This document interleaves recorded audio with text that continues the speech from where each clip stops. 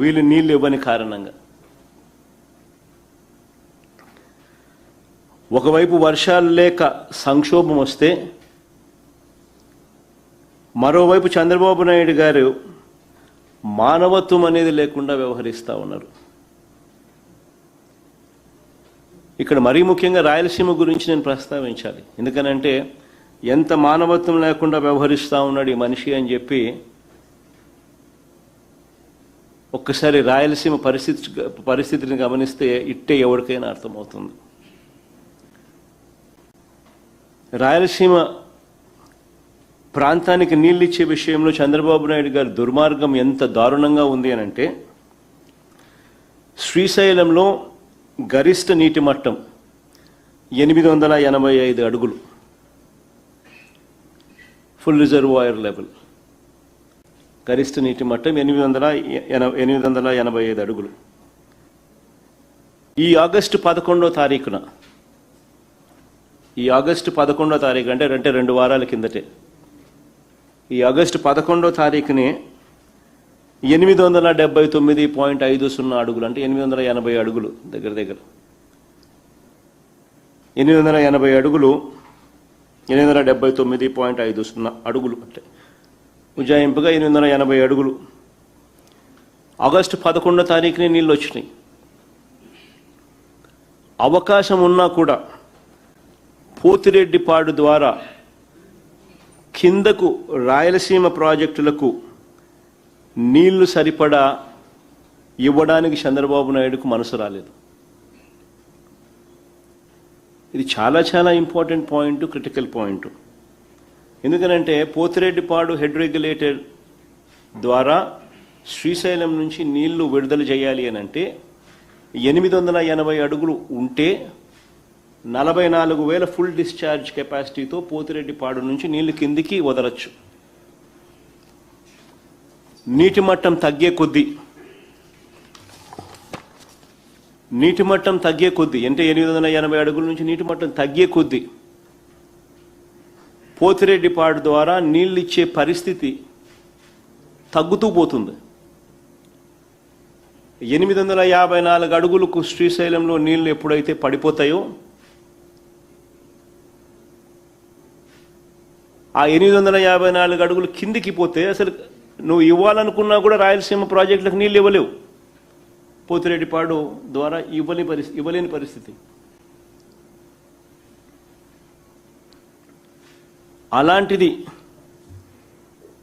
అలాంటిది చంద్రబాబు నాయుడు గారు ఈరోజు పరిస్థితి ఏమిటి అని చెప్పి గమనిస్తే, ఈరోజు శ్రీశైలం నుంచి ఎడాపెడ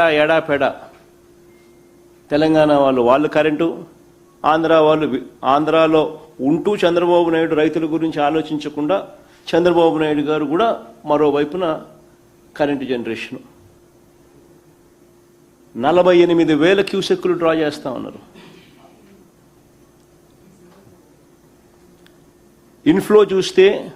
ప్రస్తుతం ఇన్ఫ్లో చూస్తే కేవలం 7,000 క్యూసెక్కులు మాత్రమే ఇన్ఫ్లో ఉంది. మరో వంక ఎల్నినో అంటారు, కరువు అని కనపడతా ఉంది. సెప్టెంబర్ 15 దాకానే వర్షాలు పడతాయి. సో జూన్ అయిపోయింది, జూలై అయిపోయింది, ఆగస్టు కూడా వస్తుంది.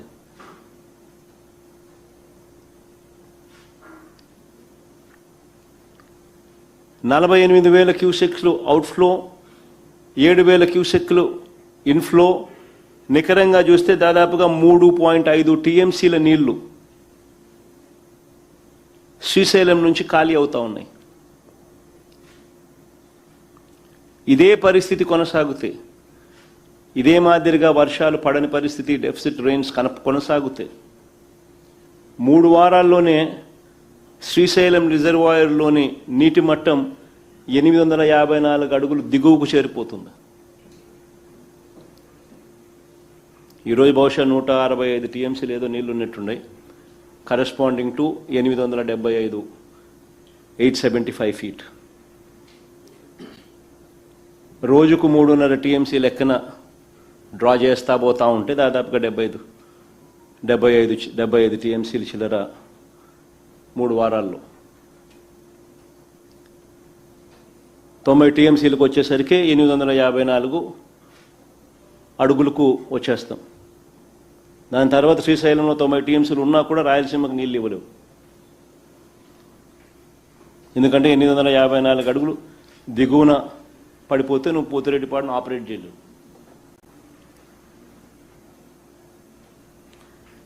ఈ లోపల ఒకసారి రాయలసీమలో డ్యాముల పరిస్థితి ఎలా ఉంది అని చెప్పి ఒకసారి గమనించమని చెప్పి కొడతా ఉన్నా. స్లైడ్ కూడా ఒకసారి వేయండి అమ్మా.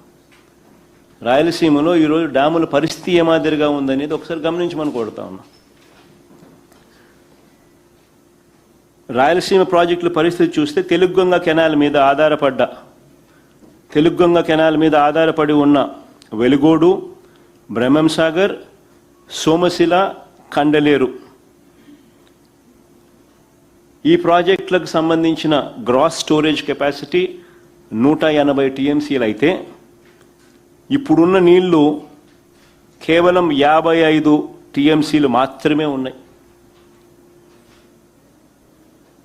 ఇందులో డెడ్ స్టోరేజ్ దాదాపుగా 14 టీఎంసీలు కన్నా తీసేస్తే ఇక అందుబాటులో ఉన్న నీళ్లు కేవలం 41 టీఎంసీలు మాత్రమే అందుబాటులో ఉంటాయి.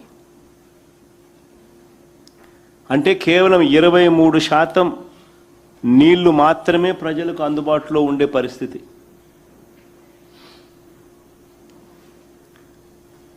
ఇక తర్వాత కింద ఎస్ఆర్బిసి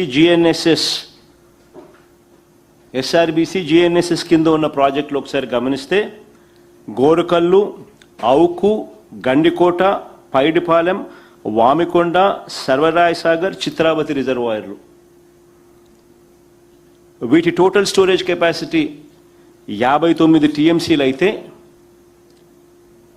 ఇప్పుడున్న స్టోరేజ్ కెపాసిటీ కేవలం 31 టీఎంసీలు మాత్రమే. డెడ్ స్టోరేజ్ 8 టీఎంసీలు తీసేస్తే మిగిలి ఉన్నది కేవలం 23 టీఎంసీలు మాత్రమే అందుబాటులోకి ఉండే అవకాశం. అంటే కేవలం 39% మాత్రమే నీళ్ళు అందుబాటులో ఉన్న పరిస్థితి. ఇక హెచ్ఎన్ఎస్ఎస్ కింద కొంచెం స్లైడ్ ముందుకు బొమ్మ. ఇక హెచ్ఎన్ఎస్ఎస్ కింద ఉన్న ప్రాజెక్టులు ఒకసారి గమనిస్తే జీడిపల్లి, గొల్లపల్లి, చెర్లోపల్లి, పత్తికొండ, కృష్ణగిరి, అడవిపల్లి వీటికి సంబంధించిన గ్రాస్ స్టోరేజ్ కెపాసిటీ 43 టీఎంసీల ఉంటే ఇప్పుడున్న నిల్వ కేవలం 4 టీఎంసీలు మాత్రమే. కేవలం 4 టీఎంసీలు మాత్రమే.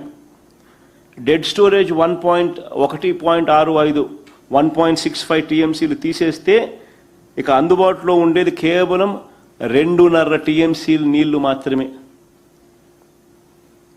అంటే రానున్న రోజుల్లో పరిస్థితి మరింత తీవ్రంగా ఉంటుంది. ఎల్ నీనో ఎఫెక్టు అని కనిపిస్తూ ఉంది. June, July, August